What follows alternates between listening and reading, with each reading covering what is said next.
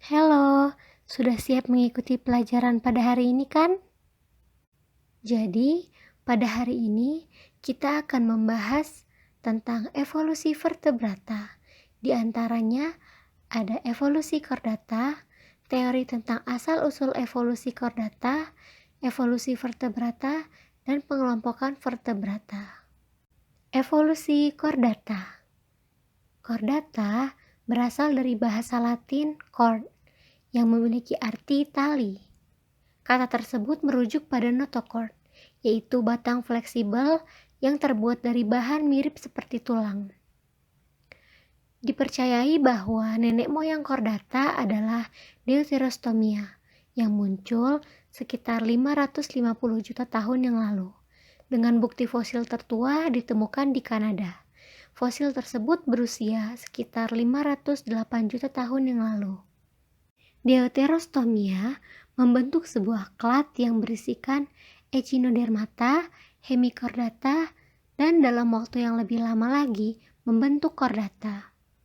Kemudian, chordata membentuk subfilum yang beranggotakan Urochordata, Cephalochordata, dan Vertebrata. Berikut adalah pohon filogenetik chordata. Chordata memiliki karakteristik yang menjadi ciri khas utama bagi makhluk hidup agar dapat dikelompokkan ke dalam chordata, yaitu pertama, memiliki notochord. Notochord merupakan batang fleksibel dan longitudinal yang terdapat di antara saluran pencernaan dan tali saraf. Notochord ini dapat ditemukan pada semua embrio chordata. Yang kedua, ada tali saraf dorsal berlubang atau nerve cord. Tali saraf yang dimiliki embrio chordata akan berkembang dari suatu lempengan ektoderm yang menggulung menjadi suatu bentuk tabung yang terletak dorsal terhadap notochordnya, sehingga menghasilkan tali saraf yang dorsal dan berlubang, dan hanya dimiliki oleh chordata. Yang ketiga, ada celah faring. Celah faring berfungsi sebagai alat untuk memakan suspensi pada banyak chordata invertebrata.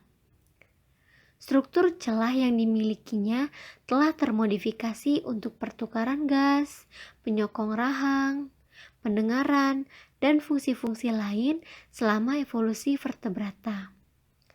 Celah faring terletak tepat di posterior mulut sehingga dapat memungkinkan air masuk melalui mulut dan dapat keluar tanpa harus melewati seluruh saluran pencernaan. Yang keempat, ekor berotot pasca anus. Sebagian besar chordata memiliki ekor yang memanjang ke arah posterior terhadap anus, dan ekor tersebut memiliki otot rangka sehingga mampu menghasilkan gaya dorong yang kuat, terutama pada hewan yang hidup di perairan. Berikut adalah struktur tubuh chordata purba. Subfilum chordata. Yang pertama ada Urochordata atau tunicata. Merupakan penghuni laut di daerah tropis hingga kutub, mulai dari pantai hingga kedalaman 4.803 meter. Terdapat dua kelompok berdasarkan kebiasaan hidup, yaitu yang hidup bebas dan yang hidup melekat atau sesil. Urochordata merupakan nama yang diambil berdasarkan letak notochordnya, yaitu ada di bagian ekor larva dan memiliki nerve cord. Urochordata mampu hidup secara soliter, namun tidak jarang ditemui secara berkoloni. Tubuh Urochordata terbungkus oleh lapisan tunik, sehingga sering disebut dengan tunicata. Struktur tunicata tersusun atas jaring berbentuk tong yang membentuk paringeal, yang berfungsi untuk menyaring partikel makanan dari air laut. Setelah dewasa, bulu saraf dorsal akan membentuk ganglion-ganglion. Berikut adalah struktur tubuh Urochordata. Yang kedua ada Cephalochordata. Cephalocordata memiliki karakteristik chordata yang lebih nampak jika dibandingkan dengan Urochordata. Notochord yang dimilikinya terbentang hingga ke anterior tubuh dan tetap ada selama hidupnya. Cephalocordata memiliki bentuk tubuh seperti tombak, yaitu bentuk silindris bilateral dan sedikit pipih, dilengkapi dengan ujung anterior dan posterior yang meruncing tanpa kepala yang jelas. Contoh Cephalocordata yaitu Amphioxus atau Branchiostoma lanceolatum. Berikut adalah struktur tubuh Cephalocordata. Ketiga, ada vertebrata. Vertebrata merupakan subfilum yang masih mempertahankan karakteristik chordata primitif, tetapi dengan spesialisasi tambahan, yang berarti vertebrata memiliki kekerabatan dekat dengan Cephalocordata berdasarkan karakteristik chordata yang dimiliki kedua subfilum ini. Namun, ada beberapa hal yang menjadikan subfilum vertebrata berbeda dari Cephalocordata, yaitu memiliki ruas-ruas tulang belakang yang berfungsi untuk menggantikan notochord. Selain itu, juga terdapat krania yang berfungsi sebagai pelindung otak dan spinal cord. Berikut adalah contoh vertebrata purba. Teori tentang asal-usul evolusi chordata. Teori pertama yaitu teori Annelid. Annelida dan chordata memiliki persamaan bentuk yaitu simetri bilateral dan memiliki segmen tubuh. Jika Annelida menempatkan nerve cord di bagian dorsal pada saluran pencernaan, maka akan memiliki tipe aliran darah seperti chordata. Tetapi hal tersebut tidak mungkin karena Annelida memiliki mulut yang berada di bagian dorsal, berbeda dengan mulut chordata yang berada di bagian ventral. Kemudian, pada Annelida juga tidak ditemui struktur yang serupa dengan notochord ataupun struktur seperti celah insang. Teori kedua ada teori arachnid. Pada zaman Paleozoikum ditemukan Eurypterid atau kalajengking laut atau arthropoda sekitar 467 juta tahun lalu dan ditemukan Ostracoderm atau chordata purba sekitar 420 juta tahun yang lalu. Keduanya memiliki persamaan yaitu adanya eksoskeleton dorsal. Namun chordata tidak memiliki appendix seperti yang dimiliki arthropoda. Kemudian, nerve cord terletak di bagian dorsal, sedangkan arthropoda memiliki nerve cord di bagian ventral. Lalu yang ketiga, ada teori echinodermika. Larva Tornaria pada filum Hemichordata dan larva Bipinaria pada filum Echinodermata memiliki beberapa kesamaan yaitu warna yang transparan, memiliki silia eksternal, dan mempunyai porus dorsal. Terjadi kesalahpahaman yang menyebabkan larva Tornaria merupakan larva dari Echinodermata. Namun, hal tersebut tidak terbukti kebenarannya. Selanjutnya ialah evolusi vertebrata. Berdasarkan temuan fosil yang berusia sekitar 515 juta tahun yang lalu, diduga sebagai awal mula transisi ke vertebrata yang dilakukan kelompok chordata. Fosil ini terbentuk pada periode ledakan Kambrium. Periode ini ditandai dengan pertumbuhan yang sangat cepat. Fosil paling primitif yang ditemukan yaitu Haikaiula. Seiring dengan berjalannya waktu, muncul vertebrata purba lainnya yaitu Haikauchites, Ercawecinensis yang ditandai dengan karakteristik tubuh vertebrata seperti memiliki notochord, tulang belakang sederhana, kepala dan ekor telah dapat dibedakan dengan jelas. Percabangan evolusi vertebrata baru dimulai dengan adanya evolusi pada rahang kelompok ikan-ikan purba. Pada kelompok Cyclostomata terdiri dari Myxini dan Petromyzonitida terpisah lebih awal. Sempat tidak termasuk ke dalam vertebrata karena tidak memiliki tulang belakang. Namun, melalui berbagai penelitian ditemukan bahwa terdapat tulang belakang primitif sehingga dapat dikelompokkan ke dalam vertebrata. Kemudian, evolusi vertebrata berlanjut ke era baru dengan kemunculan vertebrata yang memiliki rahang, memiliki rangka mineral, memiliki paru-paru dan derivatnya, siripnya berlobus, memiliki kaki, telur amniotik, dan kemudian mempunyai susu. Selanjutnya ialah pengelompokan vertebrata. Yang pertama ada Pisces. Di Pisces terbagi menjadi dua, yaitu ikan tak berahang dan ikan berahang. Ikan tak berahang atau Agnantha, fosil pertama dari evolusi vertebrata, merupakan jenis ikan yang berciri khas tidak memiliki rahang. Kelompok Agnantha juga memiliki ciri yang lain, yaitu tidak bersisik dan juga tidak bersirip, sehingga pergerakan tubuhnya bergantung pada bagian perut dengan cara melakukan pergerakan mengombak. Selain itu, Agnantha juga mempertahankan notochord selama hidupnya dan tidak mengalami pergantian ke tulang rawan. Satu-satunya contoh Agnantha yang masih hidup hingga sekarang adalah ikan lamprey dan ikan hag atau hagfish. Kedua ikan ini dapat juga disebut dengan fosil hidup. Seiring perkembangan zaman, kelompok Agnantha mengalami perubahan menjadi lebih baik. Kelompok baru ini muncul pertama pada zaman Devon, saat bumi memulai mengalami kekeringan. Berdasarkan catatan fosil yang ditemukan, perubahan tersebut ditandai dengan munculnya sirip dan mulai memiliki rahang.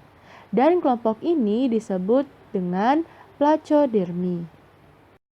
Nah, selanjutnya ada kelompok ikan berahang atau Natosnomata. Kelompok Placodermi yang berhasil melewati seleksi alam, kemudian memulai kehidupan baru. Dan inilah awal mula kemunculan ikan berahang dengan kerangka tubuh yang terdiri dari tulang rawan atau chondrichthyes, contohnya hiu, yang rahangnya berkembang dari dua pasak lengkung insang. Kekeringan pada zaman Devon memaksa kelompok ikan berkembang ke bentuk yang lebih baik dan selalu mengalami seleksi alam. Kemudian muncul kelompok ikan yang memiliki kerangka berupa tulang sejati atau osteichthyes dan mengembangkan faring menjadi paru-paru primitif untuk menampung oksigen lebih banyak. Contohnya, ikan dari kelompok ini terbagi menjadi tiga, yaitu Pioniskoid, ikan paru-paru, dan Chrysopterygii. Sampai tiba di akhir zaman Devon, muncul kelompok baru, yaitu Tetrapoda, yang merupakan kelompok osteichthyes yang berhasil beradaptasi dengan daratan dengan keempat sirip yang dimilikinya. Setelah membahas Pisces, kita lanjut membahas amfibi. Kelompok ini mewarisi keseluruhan anggota tubuh dari Chrysopterygii dan paru-paru, sehingga memungkinkan untuk mampu bernafas dari udara. Pada jantung amfibi terdapat 3 ruang yang memberikan peningkatan yang lebih baik dalam efisiensi peredaran dan berarti juga meningkatkan kemampuan untuk mengatasi lingkungan daratan yang keras dan lebih banyak berubah-ubah. Amfibi juga mewarisi telinga sederhana yang berasal dari lengkung insang Agnantha yang telah tidak terpakai. Pada zaman karbon, keadaan bumi semakin dalam krisis air yang menyebabkan penurunan kelompok amfibi hingga menyisakan 3 kelompok saja, yakni Odoanura, Odourodela, dan Odoapoda. Kemudian ada kelompok reptil. Pada zaman Permian, kelompok amfibi yang berhasil beradaptasi penuh pada lingkungan darat menjadi kelompok reptil purba. Diawali dengan perubahan struktur kulit menjadi lebih kasar dan tidak lagi dapat digunakan sebagai respirasi. Didukung dengan perkembangan paru-paru yang menyebabkan rongga dada mulai membesar, jantung semakin sempurna dengan adanya sekat pada setiap ruang, sehingga darah yang mengandung oksigen tidak akan tercampur dengan darah yang mengandung karbon dioksida. Pada kelompok reptil, Cotylosaurus mengalami radiasi adaptif dan menghasilkan 5 garis keturunan yang utama. Yang pertama ada Plecosaurus. Plycosaurus masih menghabiskan kehidupan di perairan, namun telah memiliki kaki utuh yang memudahkannya untuk berjalan ataupun berlari di darat. Plycosaurus menghasilkan garis keturunan mamalia, dan saat mamalia berkembang menjadi lebih banyak, Plycosaurus pun punah. Gambarnya ada di sebelah kanan. Nomor 2, ada penyu. Penyu merupakan salah satu reptil yang hidup di perairan, laut ataupun tawar, dan akan naik ke darat untuk mengubur telur-telurnya yang bercangkang di dalam lubang pasir. Penyu tidak menghilangkan adaptasi reptil nenek moyangnya yang bernapas dengan paru-paru. Yang ketiga ada Plesiosaurus. Kelompok ini memiliki ciri khas sirip yang membedakannya dengan reptil lain yang memiliki kaki. Sirip inilah yang menjadikannya untuk tidak naik ke darat dan menaruh telurnya. Kemudian yang keempat ada Diapsida.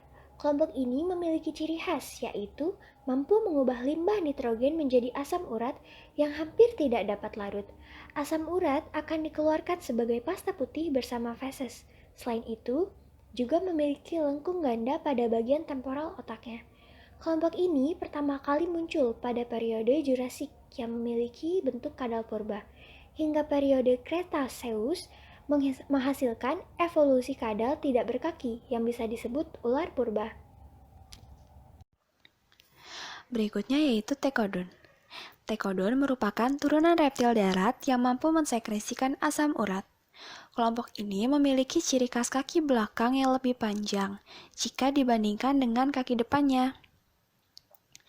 Tekodon juga memiliki ekor yang panjang sehingga mampu menyeimbangkan dirinya ketika berlari. Catatan fosil membuktikan bahwa kelompok Tekodon memiliki kemampuan yang baik dalam pengaturan suhu tubuh, sehingga mampu beradaptasi dengan baik pada gurun yang gersang. Dan Tekodon juga mampu menguasai era Mesozoikum, bahkan hingga sekarang berkembang menjadi kelompok krokodila. Pada akhir Mesozoikum, kelompok Tekodon semakin berkembang dan menghasilkan keturunan dinosaurus dengan berbagai macam bentuk dan ukuran. Berdasarkan bukti fosil yang ditemukan, terdapat 2 ordo atau kelompok yang paling menonjol pada era itu. Karena populasinya sangat banyak, yaitu Tyrannosaurus dan juga Brachiosaurus. Keberadaan kelompok ini juga merupakan bukti bahwa era Mesozoikum merupakan masa kejayaan bagi reptil. Kedua kelompok Tekodon tersebut berevolusi menjadi reptil terbang dengan cara berpijak dengan kedua kaki belakang, dan kaki depan mengalami perubahan bentuk menjadi sayap. Contohnya yaitu Pterosaurus, yang merupakan nenek moyang dari Aves. Aves, kelompok reptil Pterosaurus, terbilang telah berhasil mengembangkan berbagai kemampuan beradaptasi, terutama mulai munculnya bulu pada kelompok ini, dan menjadikannya nenek moyang bagi kelompok Aves. Pertumbuhan bulu ini memberikan dampak positif terhadap permukaan sayap yang semakin luas dan kuat, namun tetap ringan, sehingga dapat terbang dengan baik. Teori tersebut didukung dengan adanya catatan fosil dari Archaeopteryx yang ditemukan pada zaman Jurassik. Archaeopteryx ini sudah dapat disebut Aves karena bulu pada sayap yang dimilikinya. Namun, ciri dari reptil juga masih terlihat pada tubuhnya, seperti masih ditemukannya cakar pada ujung sayap, disertai dengan gigi-gigi tajam pada mulutnya. Dan ciri yang terakhir yaitu memiliki ekor yang panjang. Zaman Kenozoikum merupakan masa kejayaan bagi kelompok Aves, karena mengalami radiasi adaptif yang menyebabkan jumlah spesies makin banyak dan tersebar ke seluruh wilayah. Hal tersebut cukup membuktikan bahwa Aves telah berhasil beradaptasi. Struktur tubuh yang semakin membaik memungkinkan kelompok ini untuk terbang secara efisien dengan sayapnya.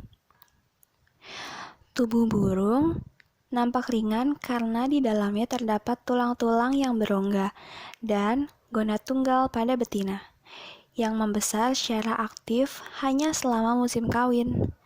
Selain itu, juga dibantu oleh keberadaan bulu yang ringan dan kuat. Ketiadaan gigi-gigi juga mengurangi berat tubuh burung. Namun, terdapat organ tubuh lain yaitu empedal yang membantu proses mencerna makanan secara mekanik. Otot dada pada burung juga mulai aktif, kuat untuk membantu memberikan kekuatan pada sayapnya. Aves, kelompok reptil Pterosaurus, terbilang telah berhasil mengembangkan berbagai kemampuan beradaptasi, terutama mulai munculnya bulu pada kelompok ini, dan menjadikannya nenek moyang bagi kelompok Aves. Pertumbuhan bulu ini memberikan dampak positif terhadap permukaan sayap yang semakin luas dan kuat, namun tetap ringan, sehingga dapat terbang dengan baik. Teori tersebut didukung dengan adanya catatan fosil dari Archaeopteryx yang ditemukan pada zaman Jurassik. Archaeopteryx ini sudah dapat disebut Aves karena bulu pada sayap yang dimilikinya. Namun, ciri dari reptil juga masih terlihat pada tubuhnya, seperti masih ditemukannya cakar pada ujung sayap, disertai dengan gigi-gigi tajam pada mulutnya. Dan ciri yang terakhir yaitu memiliki ekor yang panjang. Zaman Kenozoikum merupakan masa kejayaan bagi kelompok Aves karena mengalami radiasi adaptif yang menyebabkan jumlah spesies semakin banyak dan tersebar ke seluruh wilayah. Hal tersebut cukup membuktikan bahwa Aves telah berhasil beradaptasi. Struktur tubuh yang semakin membaik memungkinkan kelompok ini untuk terbang secara efisien dengan sayapnya. Tubuh burung nampak ringan karena di dalamnya terdapat tulang-tulang yang berongga dan gonad tunggal pada betina, yang membesar secara aktif hanya selama musim kawin. Selain itu, juga dibantu oleh keberadaan bulu yang ringan dan kuat. Ketiadaan gigi-gigi juga mengurangi berat tubuh burung, namun terdapat organ tubuh lain yaitu empedal yang membantu proses mencerna makanan secara mekanik. Otot dada pada burung juga mulai aktif, kuat untuk membantu memberikan kekuatan pada sayapnya. Mamalia. Akhir zaman Triasik merupakan awal kemunculan nenek moyang mamalia yang berasal dari keturunan Therapsida. Kelompok mamalia baru ini memiliki ciri tubuh yang berukuran kecil, aktif pada malam hari, mengkonsumsi serangga, dan telah mampu mempertahankan suhu tubuh yang dimilikinya, sehingga memungkinkan tubuhnya ditumbuhi oleh rambut-rambut halus pada permukaan tubuh. Karena berasal dari garis keturunan reptil, mamalia purba ini masih mengadaptasi kemampuan bertelur yang dimiliki reptil untuk berkembang biak. Namun, setelah anaknya menetas, akan diberikan susu yang berasal dari kelenjar kulit induknya yang telah diekskresi. Selain masih mengadaptasi kemampuan tersebut, mamalia purba juga telah mampu mengembangkan dirinya, terutama pada bagian gigi yang mengalami spesialisasi untuk memotong, menyobek, dan menggiling, sehingga makanannya dapat tercerna secara mekanik dengan sangat baik. Kemampuan tersebut yang kemudian membedakannya dengan reptil. Mamalia. Akhir zaman Triasik merupakan awal kemunculan nenek moyang mamalia yang berasal dari keturunan Therapsida. Kelompok mamalia baru ini memiliki ciri tubuh yang berukuran kecil, aktif pada malam hari, mengkonsumsi serangga, dan telah mampu mempertahankan suhu tubuh yang dimilikinya, sehingga memungkinkan tubuhnya ditumbuhi oleh rambut-rambut halus pada permukaan tubuh. Karena berasal dari garis keturunan reptil, mamalia purba ini masih mengadaptasi kemampuan bertelur yang dimiliki reptil untuk berkembang biak. Namun, setelah anaknya menetas, akan diberikan susu yang berasal dari kelenjar kulit induknya yang telah diekskresi. Selain masih mengadaptasi kemampuan tersebut, mamalia purba juga telah mampu mengembangkan dirinya, terutama pada bagian gigi yang mengalami spesialisasi untuk memotong, menyobek, dan menggiling, sehingga makanannya dapat tercerna secara mekanik dengan sangat baik. Kemampuan tersebut yang kemudian membedakannya dengan reptil. Evolusi mamalia purba mulai terbagi menjadi 3 kelompok yang dibedakan berdasarkan cara merawat anaknya, yaitu yang pertama ada monotremata, yaitu mamalia bertelur, dari subkelas Prototheria. Kelompok ini tetap mewarisi kemampuan bertelur yang dimiliki Therapsida dan merawat anak-anaknya selama masa perkembangan embrio. Dan kelompok ini hanya menyisakan 2 spesies saja, yaitu Platypus dan landak semut. Yang kedua, ada Marsupialia, yaitu mamalia berkantung dari subkelas Metatheria. Anakan Marsupialia akan berada dalam organ reproduksi induk betina dan bertahan diri dengan cara memakan kuning telur. Lalu, masih dalam usia yang sangat muda, bahkan masih dalam bentuk gumpalan yang belum terbentuk sempurna, anakan tersebut akan dilahirkan dan dibesarkan dalam kantung induk betina yang di dalamnya terdapat puting susu sebagai sumber nutrisi bagi janin tersebut untuk bertumbuh. Setelah induk merasa anaknya sudah cukup mampu berada di lingkungan luar, maka induk tersebut akan mengeluarkan anaknya dari kantung. Anakan Marsupialia akan berada dalam rahim induknya selama 120 hari. Kemudian anaknya akan dilahirkan dan dimasukkan ke dalam kantung hingga kurang lebih 480 hari. Yang ketiga yaitu mamalia berplasenta dari subkelas Eutheria.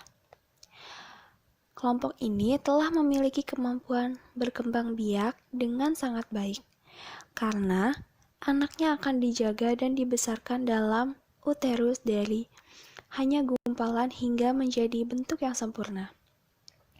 Selama berada dalam uterus, anaknya akan mendapatkan nutrisi sedikit dari kuning telur, namun terdapat organ lain, yaitu plasenta yang dapat mengalirkan nutrisi langsung dari tubuh induknya ke anaknya. Pada awal kemunculannya, mamalia berplasenta ini hanya terdapat 1 ordo, dan seiring perkembangan ke arah yang lebih baik, bermunculanlah banyak ordo, hingga mencapai 14 ordo yang berbeda-beda.